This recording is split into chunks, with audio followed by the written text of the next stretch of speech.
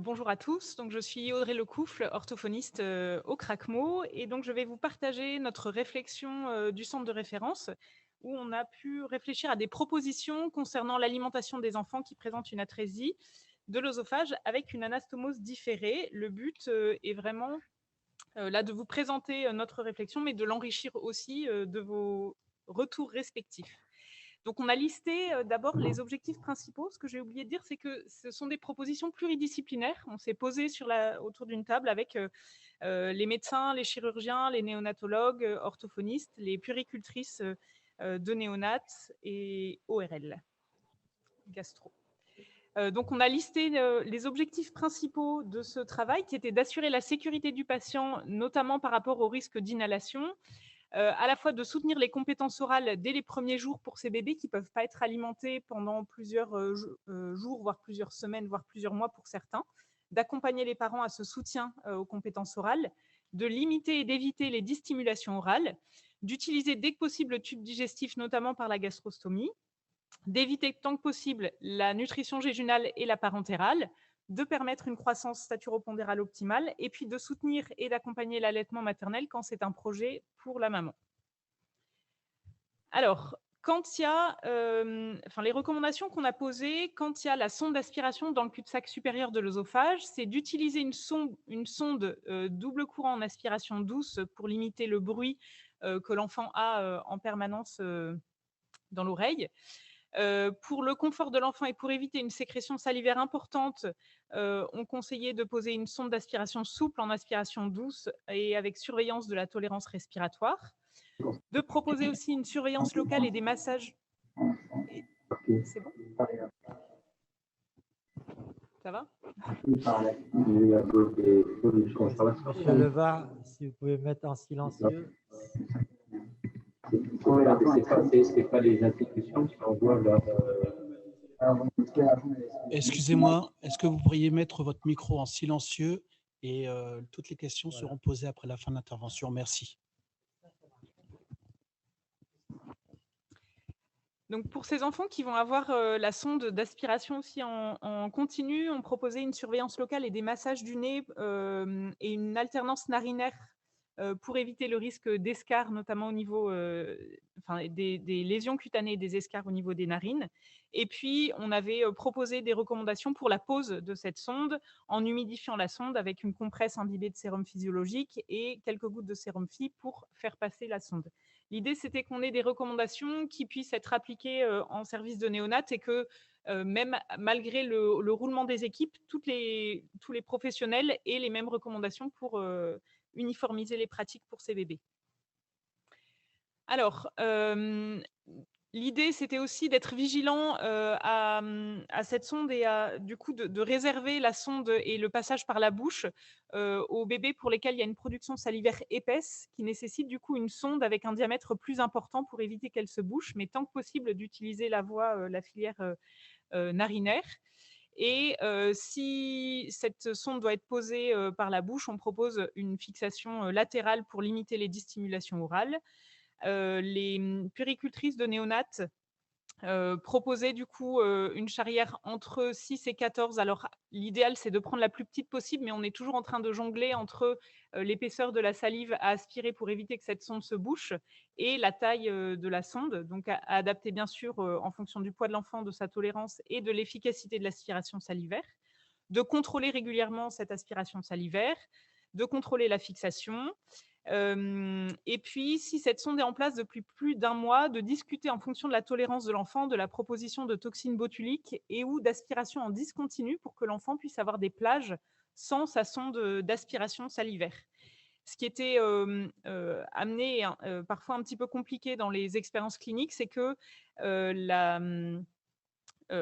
l'épaisseur de la salive fait que parfois l'aspiration est compliquée avec la sonde. On recommande aussi de compenser les pertes salivaires et de débuter bien sûr le traitement anti-reflux dès la naissance. Dans ce protocole, on voulait inclure aussi le partenariat avec les parents dès la naissance et donc proposer aux parents un soutien des compétences parentales, le soutien à l'allaitement maternel, le pot à pot, le portage, comme cela peut être proposé dans un service de néonat. et d'informer les parents de leur rôle essentiel dans l'accompagnement et la prise en charge de leur bébé dès le début et dès la rencontre. Et on voulait proposer aussi des sollicitations orales non alimentaires chez ce bébé qui initialement ne peut pas être alimenté par la bouche. Donc les sollicitations des réflexes oraux, l'installation, le portage, le nursing, le pot à pot en fonction de la tolérance du bébé et du projet, des souhaits des parents.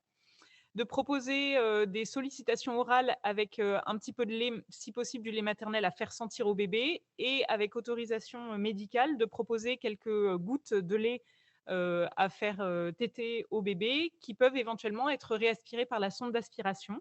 Donc on a émis cette proposition-là, mais qui est assez empirique, hein, de se dire que si le bébé va bien et s'il a une stabilité physiologique, on pourrait proposer 5 paille au doigt. Alors, la paille au doigt, c'est le fait de faire téter le doigt au bébé et on glisse une petite seringue avec une sonde sur le côté du doigt et donc le bébé prend 5 ml,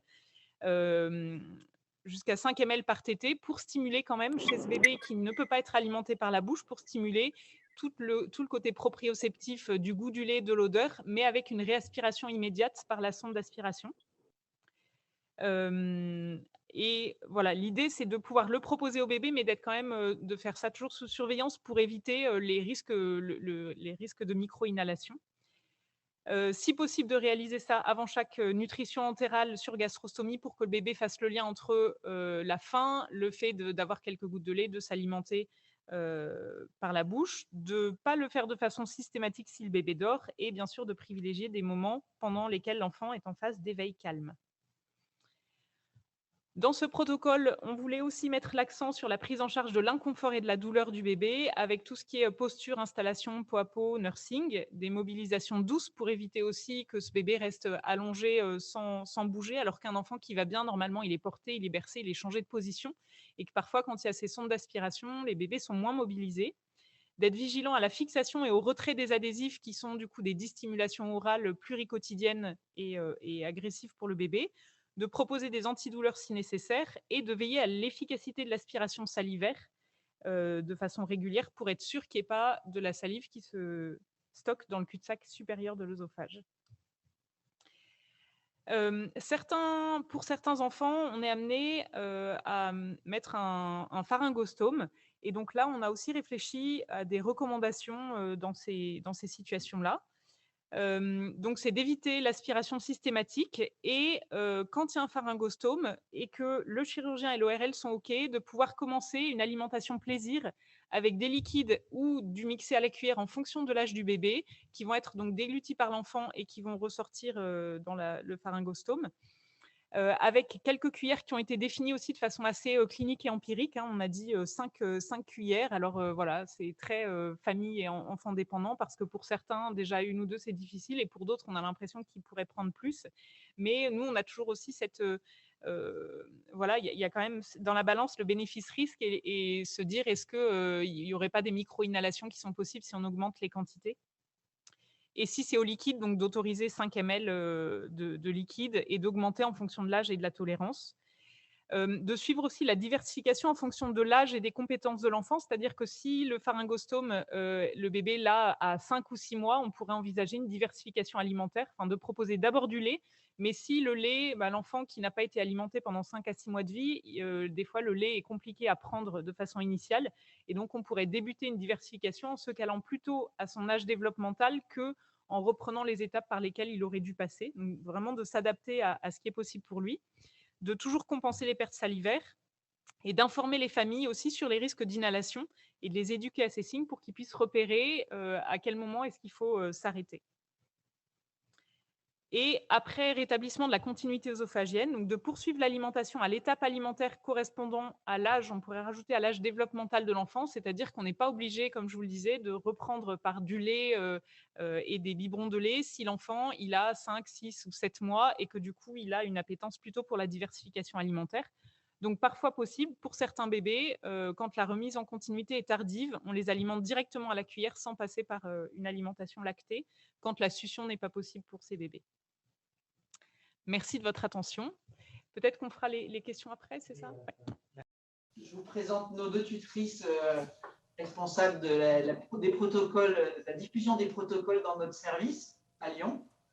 donc Sylvie Guillemette et Amélie Perrin, qui vont Bonjour. vous parler de notre protocole qu'on utilise dans les longues gaps.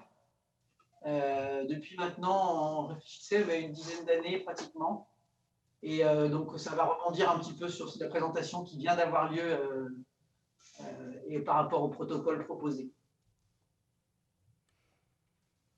Donc nous, du coup, on met en place toujours une sonde replug. Donc pour l'introduction de la sonde replug, on n'utilise pas forcément du sérum FIP pour la lubrifier, mais on va plutôt utiliser tétine et saccharose pour faire téter l'enfant et que du coup, il arrive à la déglutir un petit peu pour aller jusqu'au cul-de-sac. On essaye de la mettre en nez en première intention, mais souvent, c'est vrai que comme des fois, ils sont aussi prématurés, ils ont des problèmes respiratoires directement dès la naissance, donc on la mettra plutôt en bouche dans ces cas-là. C'est des enfants qui vont être porteurs de gastrostomie et nous, on va mettre en place des sollicitations périorales et orales le plus tôt possible. Donc, c'est vrai on vous montrera après, il y a une petite vidéo pour vous montrer un peu les gestes qu'on fait à chaque fois. Donc, la sonde replug, on la met en place. Donc, c'est soit l'IDE, soit l'IPDE. C'est en aspiration douce, donc entre moins 30 à moins 40 microbars, dans le cul-de-sac œsophagien, du coup. On met en place une rinsure du coup en débit continu, donc c'est 1 à 2 ml/h. En principe, c'est les médecins du coup qui nous prescrivent. Ça va dépendre vraiment le débit en fonction de l'épaisseur des sécrétions, la qualité de l'aspiration. On fait quand même des aspirations rhinopharyngées à la demande quand la sonde est bouchée ou quand les sécrétions sont trop épaisses. Et on va le faire surtout avant et quand on met en place les tétés, avant et après les tétés, pour être sûr que la sonde soit bien rincée et que l'enfant, du coup, ne soit pas mis à mal pendant la tétée. On vérifie vraiment le fonctionnement assez régulièrement de la replug. Donc voilà, donc au long cours, l'installation, donc on aura la replug, la gastrostomie. Pour l'installation, donc ils sont quand même en 45 degrés, donc on a des petits harnais maintenant qui ont été construits pour pouvoir les installer. Et on essaye de les installer du coup quand même un peu sur le ventre, mais également sur le dos, toujours en asymétrie, avec un soutien des pieds.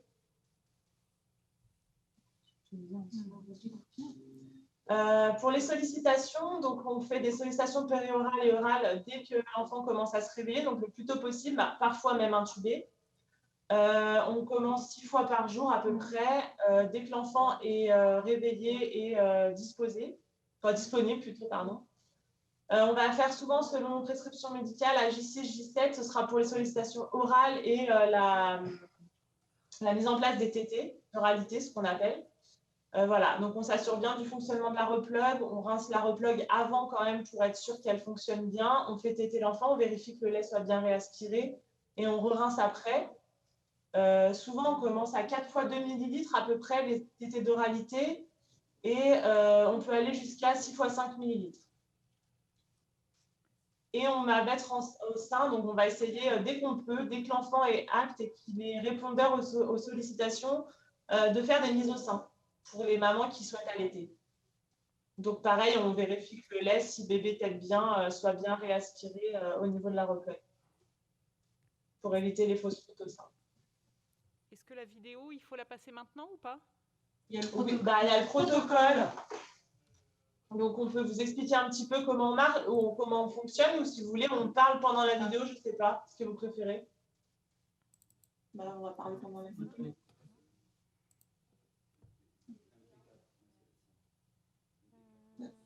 Juste au-dessus. Voilà, oui. Donc, c'est 5 étapes. Oui.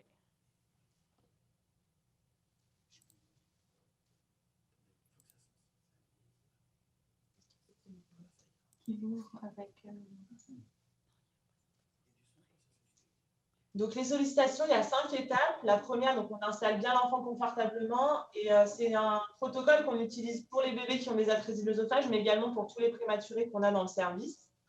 Nous, on l'utilise dès 23 semaines, dès la naissance. On commence les tétés pour les bébés qui sont préma qu'à partir de 29 semaines. Mais pour les atrésies, du coup, on commence pareil, dès qu'ils sont disponibles. Donc, la première étape, ça va être de faire sentir le lait au bébé.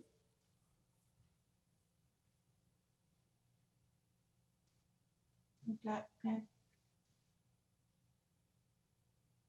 Donc là, on voit déjà qu'il commence à réagir.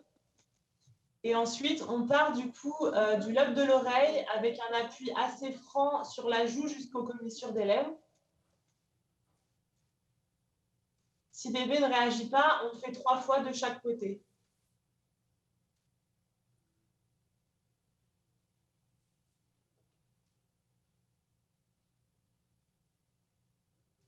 Donc, toujours avec la pulpe du doigt et pas trop avec le côté, parce que du coup, comme ça, vous avez plus la sensation et l'enfant a plus la possibilité de réagir.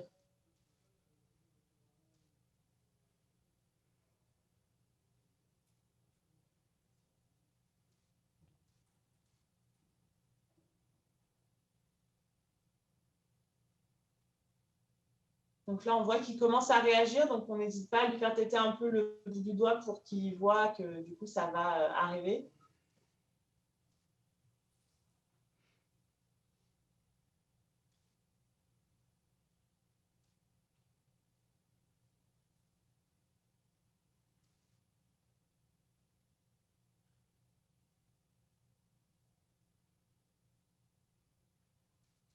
Et pour la présentation du biberon, du coup, on part toujours du haut, soit en haut sur un point un des points cardinaux, donc du coup en haut des lèvres pour qu'il aille chercher le biberon, soit sur le côté pour qu'il aille pareil chercher, qu'il ait ce réflexe de fouissement qu'il a au sein, pour essayer de le recréer, même au biberon.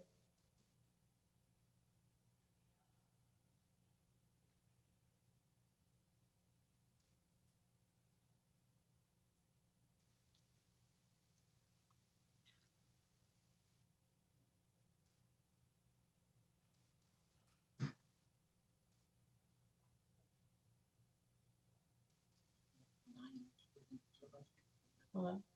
Là, on refait l'étape d'avant parce qu'on voit que finalement, quand on propose le biberon, l'enfant ne le prend pas. Il n'ouvre pas la bouche.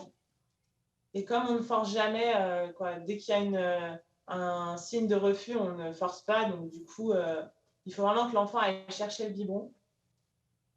Et là, en fait, donc voilà, la troisième étape, c'est les points cardinaux. Donc, les commissures des lèvres, le haut des lèvres supérieures et le bas des lèvres inférieures.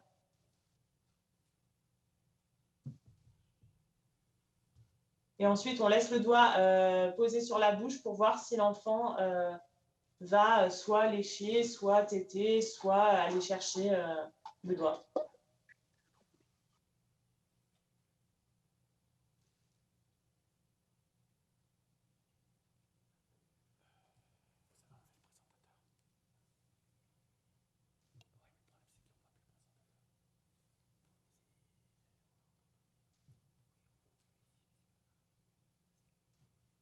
On voit que la tétine, elle n'est pas forcément introduite en bouche. Hein. Si l'enfant ne cherche pas à téter, ça peut être juste présenté aux lèvres.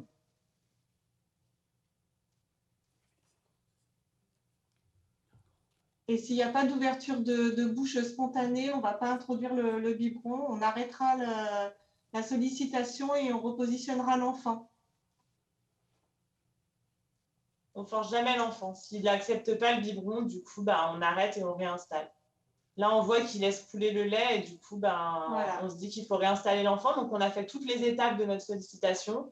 L'enfant a eu quelques réactions, mais pas franches. Et du coup, on voit que dès qu'on propose le biberon, il ferme la bouche ou n'accepte pas la tétine. Donc, on réinstalle l'enfant. Et on réessayera au prochain tour. Ou si l'enfant réclame, on lui proposera à ce moment-là. Donc, on sollicite au geste 6 fois par jour s'il faut, même si l'enfant ne tète pas.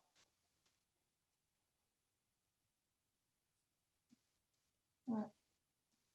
Donc là, c'est un protocole qu'on a mis en place en 2015, du coup, qu'on a réactualisé en décembre 2020. Voilà, il y a une formation qui a été faite sur toute l'équipe paramédicale, donc par les tutrices, donc du coup par nous. On a des supports qu'on a fait, donc cette petite fiche-là qu'on vous a mis, on en a fait en format poche pour toutes les infirmières du service et tous les médecins, donc ils l'ont.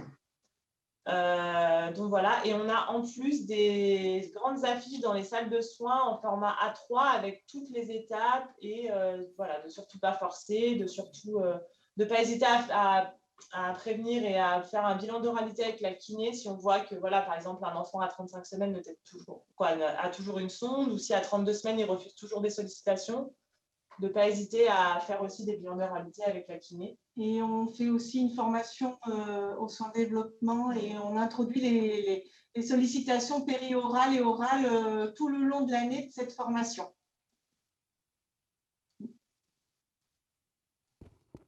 Très bien. Moi, je suis un des pédiatres du service de réanimation et soins intensifs néonatal à Necker, où effectivement nous prenons en charge de nombreuses pathologies. Donc, avant de vous présenter nos prises en charge de prévention des troubles de l'oralité, je voulais vous présenter un peu l'évolution des patients qui, chez nous, ont présenté une atrésie de l'œsophage type 1. J'ai repris tous les patients entre 2016 et 2021. Nous n'avions que 4 cas. Chaque enfant a bénéficié d'une gastrostomie dans les premiers jours de vie, mais aucun n'a eu une mise en œsophagostomie en période néonatale. Donc, ils ont tous eu une aspiration pharyngée continue prolongée, jusqu'à la chirurgie de remise en continuité de l'œsophage qui s'est passée entre 2,5 et 4 mois de vie. Et ces enfants ne sont sortis pour la première fois de l'hôpital qu'entre 4 et 5,5 mois de vie. Donc, ils ont eu une évolution à long terme très variable. L'un avait une alimentation normale dès l'âge de 12 mois, avec une ablation de sa jéjunostomie à ce moment-là.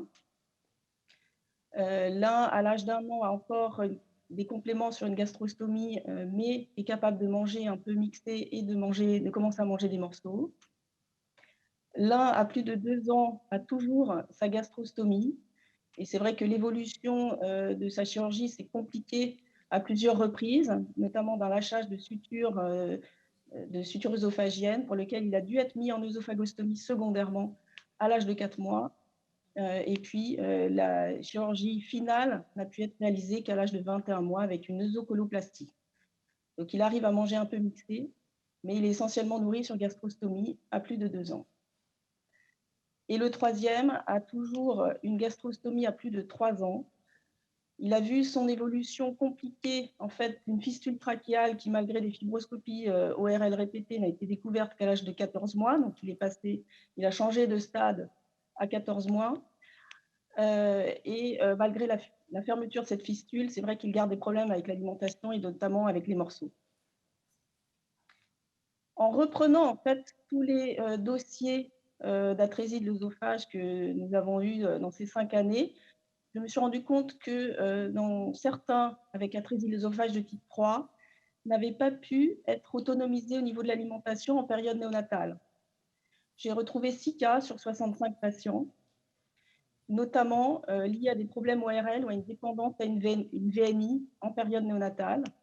Et ces enfants ont tous eu une gastrostomie secondaire. Je vous montre rapidement leur évolution et la cause de leur gêne à l'alimentation. Donc là, c'était une trachéomalacie sévère qui a nécessité une VNI pendant 5 mois et qui a pu en être sevrée après une aortopexie. Et dès la chirurgie, il s'est mis à manger, il a pu sortir de l'hôpital et il mange correctement. Lui n'a pas eu de gastrostomie. Un enfant présentait une trisomie 21 avec un CAV et donc présentait une gêne respiratoire secondaire à la fois à l'hypotonie de la trisomie et au CAV, et donc n'a pas pu être sevré de VNI avant 4 mois et demi. Donc il a une gastrostomie entre 3 et 8 mois de vie. Un enfant a présenté une forme bactère très sévère avec trachéomalacie et nécessité une VNI nocturne jusqu'à 12 mois. Donc, il a toujours une gastrostomie à l'âge de 4 ans et demi. Un enfant a présenté plusieurs récidives de fistules œsotrachéales qui résistaient à plusieurs reprises chirurgicales jusqu'à une résection anastomose de la trachée à 5 mois et demi et toujours avec une gastrostomie à 3 ans de vie.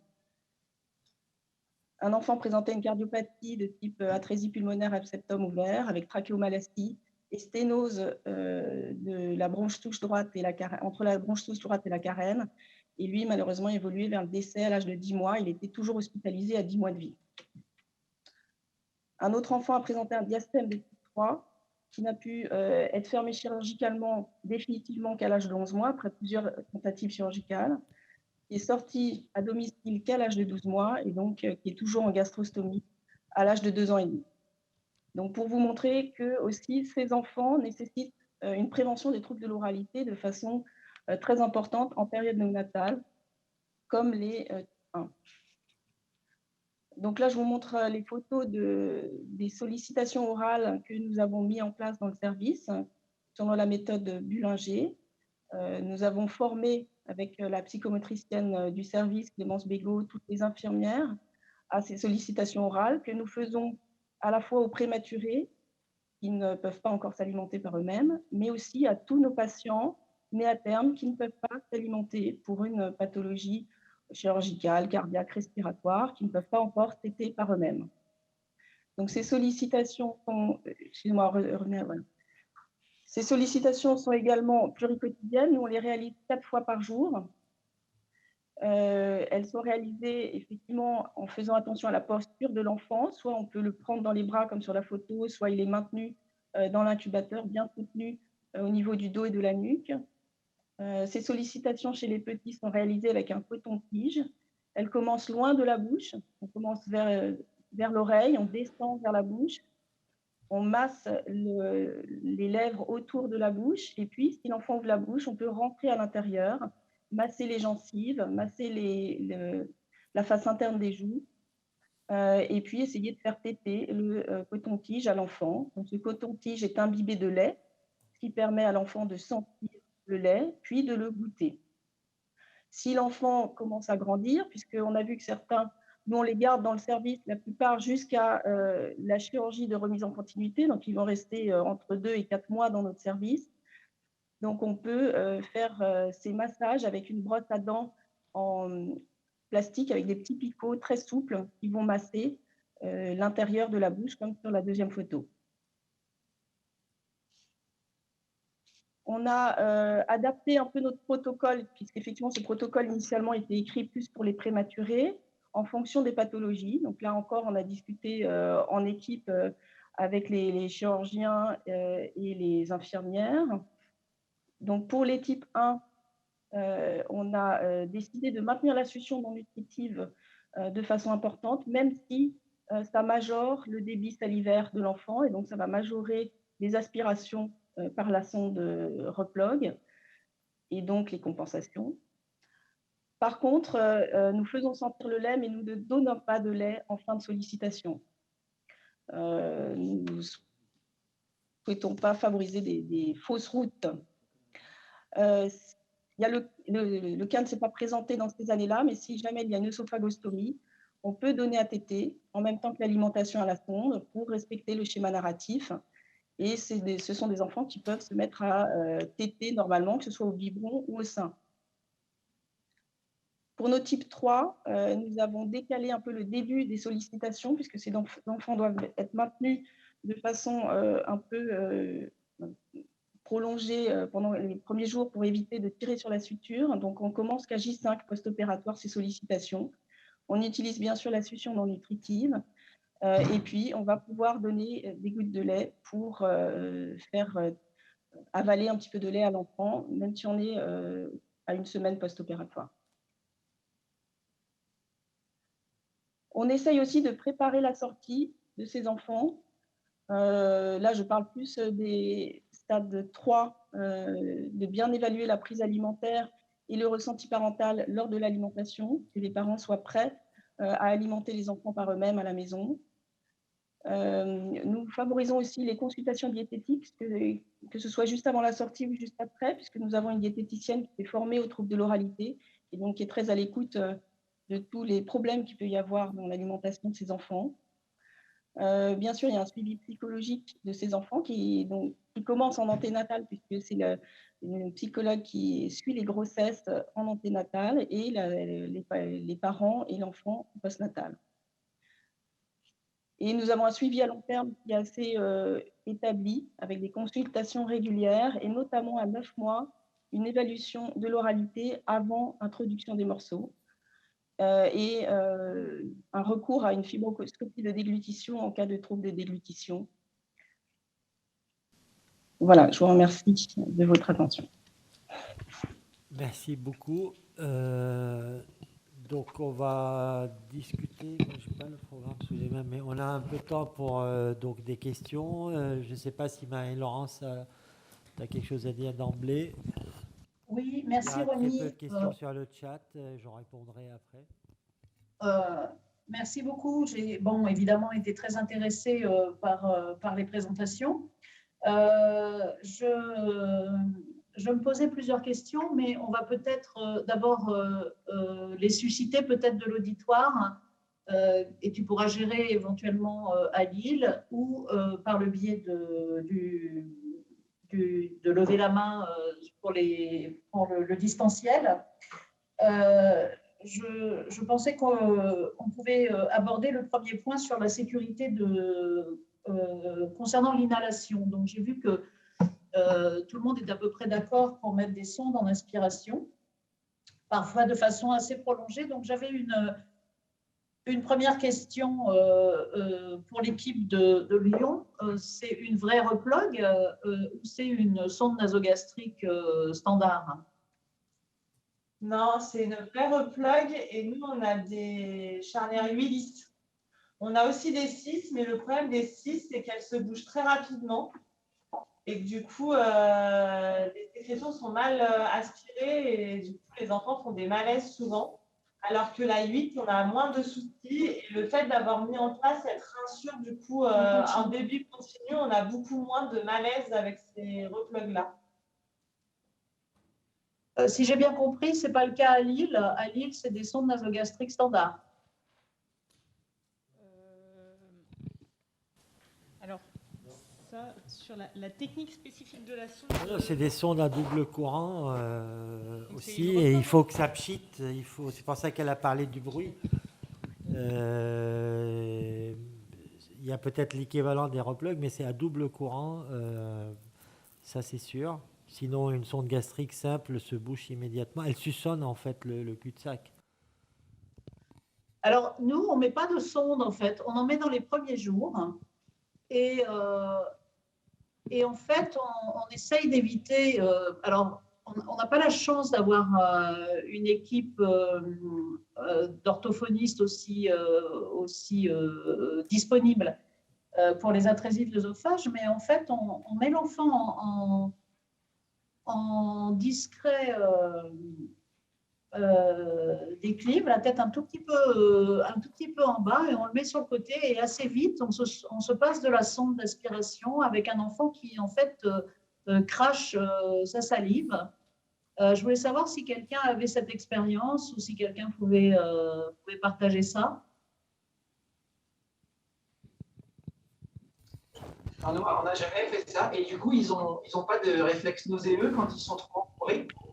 En fait, non, ça ne se passe pas si mal. Alors, bien évidemment, s'ils ne supportent pas, on les met en aspiration le temps qu'ils supportent. Ce n'est pas toujours immédiat, mais dès qu'on peut arrêter l'aspiration, on l'arrête et ça ne marche pas trop mal, je dois dire. En tout cas, il n'y a pas d'enfants qui sont plus d'un mois en aspiration. Alors, il n'y a pas beaucoup de cas non plus, hein, mais on ne laisse pas l'aspiration au-delà de quelques semaines, ça c'est sûr.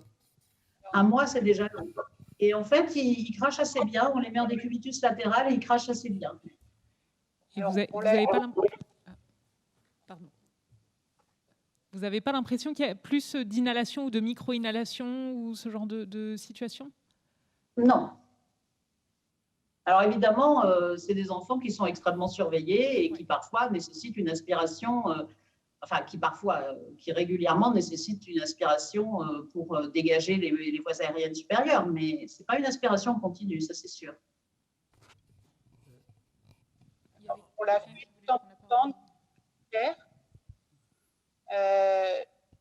tous les enfants ils ne prêtaient pas bien. Et de temps quand même obligé de laisser la sonde pendant longtemps. Véronique, on t'entend pas très bien. Est-ce que c'est mieux? Oui. Ah, je disais donc que ça nous est arrivé de le faire à l'équerre enfant malade, de ne pas mettre de sonde de Reploc du tout et de laisser l'enfant cracher sa salive, mais tous les enfants ne s'y prêtaient pas bien. Nous aussi, Alors, c'est on a- vrai qu'on les... Pardon, Pardon, on les désolé. met un petit peu en proclive. Hein. Ils ont un peu la tête en bas, ça c'est sûr. Oui, Et- on ne le faisait pas, je dois avouer. Nous, avant de faire ce protocole, et à l'occasion de ce protocole, on a découvert qu'en néonate, chez les bébés, parce qu'ils ne sécrètent pas tous les mêmes quantités, chez les bébés qui ne sécrétaient pas beaucoup, on a essayé, on a enlevé la sonde. Il y a même eu des patchs de scopolamine et des retours à domicile comme ça, mais ça reste très anecdotique. J'en profite pour dire quand même un point, c'est que malgré tout ce qu'on fait pour bien aspirer, ce n'est pas du tout une garantie, parce que des fois ça marche très bien, puis finalement on a des lésions chroniques quand même d'inhalation quand on les opère pour le remplacement ou autres techniques. Parfois on est obligé de faire un scanner après-opératoire pour voir l'état des poumons, parce qu'il y a quand même toujours un degré de micro-inhalation, je pense, malgré les meilleures aspirations. Mais on l'a déjà fait sur quelques enfants et qui ne sécrétaient pas beaucoup, d'enlever la sonde et de faire plusieurs allers-retours dans la journée. Peut-être l'intérêt de l'aspiration, ça pourrait être d'autoriser du coup des prises minimes per os, quelques ml, qu'on ne pourrait pas faire dans des phases de non-aspiration. Donc ça permet au bébé d'expérimenter un petit peu le goût, la déglutition. Alors, en fait, on leur met... alors, j'ai une deuxième question. Si personne se manifeste, je ne vois personne lever la main en tout cas en visio. Non, il n'y a pas beaucoup.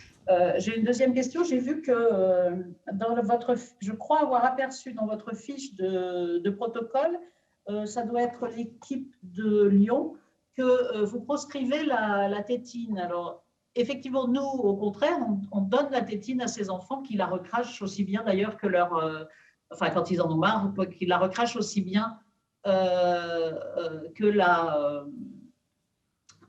salive. Donc, j'insiste sur le fait qu'ils ont la tête plus basse, hein, qu'ils sont en proclive, ces enfants-là, donc, et qui sont sur le côté, ce qui permet de gérer le flux salivaire. Pourquoi vous proscrivez la tétine? En fait, on ne proscrit pas la tétine, ils ont des tétines, c'est que surtout la sollicitation, elle doit bien se faire au doigt et non à la tétine sur la joue. Parce que le plastique sur la joue, quand on fait les sollicitations, ça n'a pas du tout le même effet que le doigt, le contact peau à peau. Donc D'accord, merci. Ils ont le droit à des tétines. Ils ont même des tétines parce que c'est des enfants au contraire, on joue beaucoup sur l'oralité, donc plus ils vont avoir ce réflexe de téter, mieux c'est. Mais par contre, c'est plus pour les sollicitations dans le protocole, c'est vraiment par rapport aux sollicitations orales et périorales qu'on n'utilise ni la tétine ni la sucette sur la joue, en fait. Ok, merci pour cette réponse. Donc, je ne vois pas d'autres commentaires sur les stimulations et la prévention de l'inhalation. Pour ce qui est de la gastrostomie, donc, comment vous utilisez cette gastrostomie les uns et les autres? Est-ce que vous gavez à la pompe? Est-ce que vous commencez en continu pour passer en discontinu? Est-ce que vous avez, on va dire, Lille puis Lyon? Comment vous gérez et Paris d'ailleurs, comment vous gérez cette alimentation par la gastrostomie? On commence par Lille? Non, vous n'êtes pas au pupitre. On va commencer par Paris. D'accord. On fait une alimentation discontinue. On va reproduire un peu les schémas d'alimentation de nombre de repas en discontinu. Donc, quand ils sont les premiers jours, ce sera peut-être 8 repas. Et puis après, progressivement, plus l'enfant grandit et grossit, on va passer à 6. Voilà. On essaie faire un schéma normal d'alimentation sur la gastrostomie avec du lait. Et en ajoutant un peu d'air de temps en temps. D'accord. Et Lyon, vous avez le même protocole? Nous, c'est discontinu et c'est pas du tout à la pompe, c'est que à la tulipe et il n'y a aucune pression de mise sur la seringue. Très bien, merci. Lille, vous... Là aussi, nous, c'est en discontinu. Alors, je voulais souligner, effectivement, je pense... Pour préciser pour Lyon, on a arrêté les pompes depuis qu'on a eu un accident grave de perforation gastrique sur une pompe. Alors, c'est exactement ce que je voulais dire. Nous avons eu la même expérience à Reims, c'est-à-dire qu'on gavait pourtant... alors, nous, on commence toujours par 24 heures d'alimentation continue pour être sûr qu'il y a une bonne tolérance, mais on passe assez vite aussi au fractionné. Et on a eu également, pour un passage un peu enthousiaste sur un type 1 qui avait vraiment un tout petit estomac, on a eu un accident de perforation gastrique. Donc, je pense effectivement qu'il faut être très prudent sur ce genre de reprise d'alimentation, en tout cas sur les enfants qui ont un estomac non visible ou qui est présumé tout petit. Je pense qu'il faut quand même effectivement être extrêmement prudent dans la façon dont on leur donne à manger. Est-ce qu'il y a d'autres questions sur ce thème ou d'autres commentaires? Moi, je profiterai pour donc ne pas oublier l'inexium dans les types 1, même si... Donc, alors, le pharyngostome, on parle du pharyngostome. Je ne sais pas si Ronnie a un mot à dire sur la question. Je n'en ai pas parce que je n'ai jamais eu à réaliser de pharyngostome ou à gérer un pharyngostome. Oui. Et je suis totalement ignorante sur le pharyngostome. Ronnie, tu as quelque chose à dire sur le pharyngostome? Je peux vous dire un mot parce qu'on fait ça depuis quelques années avec notre ORL pédiatre. J'ai perdu Ronnie. Le temps qu'il revienne. Oui, je pense que les perforations, elles peuvent être... alors, en l'occurrence, c'était un petit bébé, effectivement, pour moi. Lyon, je ne sais pas. Mais je pense effectivement que les perforations sur un petit estomac peuvent aussi survenir chez des enfants à terme. Si on charge trop, c'est des estomacs qui sont tout petits. Il me semble que le nôtre, c'était un petit bébé, mais il était NIR-terme en tout cas. Ce n'était pas vraiment un préma. Il avait peut-être un quart de croissance. Je ne sais pas, Frédéric, si tu te rappelles. Mais en tout cas, effectivement, le risque, il existe même sur les nouveau-nés à terme, à mon avis, hein, sur la pression trop importante, sur des estomacs de petite taille. Oui, j'avais un problème avec des micros. Oui, je suis là. Pour le pharyngostome, je disais, ça fait au moins 10 ans qu'avec notre ORL pédiatre qui nous a proposé ça, en fait, on l'a proposé parce qu'on a estimé que, d'après lui, bien sûr, que c'est plus facile à gérer qu'un œsophagostome. Et en fait, ça a le même effet de drainage. Le geste, lui, il est très simple. Ils mettent une sorte de bougie dans le cul-de-sac pharyngien et ils incisent en regard sur la peau. Ça permet d'enlever l'aspiration, donc de permettre une sortie. Par contre, on ne leur donne pas à manger à la différence des œsophagostomes. Et l'avantage majeur, c'est que ça garde l'œsophage en place. Et donc, s'il y a un espoir de garder cet œsophage pour une technique X ou Y, ça ne l'abîme pas comme une œsophagostomie. Et maintenant, au bout de 3-4 mois, quand on est convaincu qu'il n'y a pas de croissance spontanée, on propose d'abord le pharyngostome. Les œsophagostomes ne sont réservés maintenant que pour les complications, c'est-à-dire des tentatives de cure qui ne marchent pas avec médiastinite et des fuites. Et là, on les dérive dans le cou. J'ai vu sur la photo à Paris, je pense que c'est fait à gauche. Là, c'est un débat aussi, l'œsophagostomie. Parfois, c'est à droite, parfois, c'est à gauche. Ce sera peut-être intéressant un jour qu'on fasse une enquête et faire un peu l'état des lieux. Voilà pour le pharyngostome. Je disais aussi, je voulais insister sur l'importance des antisécrétoires, même s'ils n'ont pas un œsophage, ils ont un reflux, ils ont une œsophagite et ça peut participer à l'inconfort du nouveau-né. Donc même sans œsophage, on met les antisécrétoires. Après, sur la gestion de la gastrostomie, c'est à peu près comme vous, c'est peut-être effectivement 24 heures en continu au début, puis il passe très rapidement à un semblant d'alimentation normale. Le petit estomac dans les types 1, effectivement, pose un gros problème, des fois même pour faire la gastrostomie. Et donc, il faut bien sûr faire très attention au volume et aux vitesses qu'on met. Voilà, j'avais pris des notes là-bas. Oui, une dernière question, Ronnie. Votre indication des pharyngostomes, alors? Eh bien, c'est quand on a dit quand on a condamné l'œsophage natif et qu'on veut attendre des mois avant de proposer autre chose, c'est pour permettre une sortie, enfin même l'œsophagostomie laisse la sortie, mais ça marche. Donc c'est un geste plus facile et ça n'abîme pas l'œsophage. D'accord. Mais vous avez une limite de temps? Au bout de 3-4 mois, on a vu qu'il n'y a pas de possibilité d'anastomose primaire. Ok, merci. D'autres questions?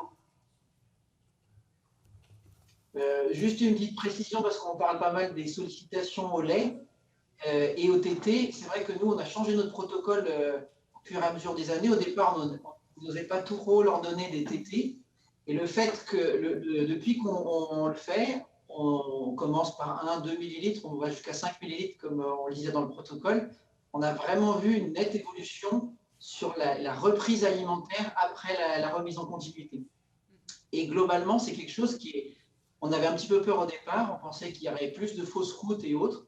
Et en fait, c'est vraiment safe et il y a peu d'accidents en fait. Si on rince bien la sonde avant, qu'on la re-rince après, c'est vraiment quelque chose, je pense que c'est ce que vous proposez dans le protocole à Lille et je crois qu'on peut le faire et on gagne vraiment en reprise d'alimentation une fois que l'œsophage est reconstruit.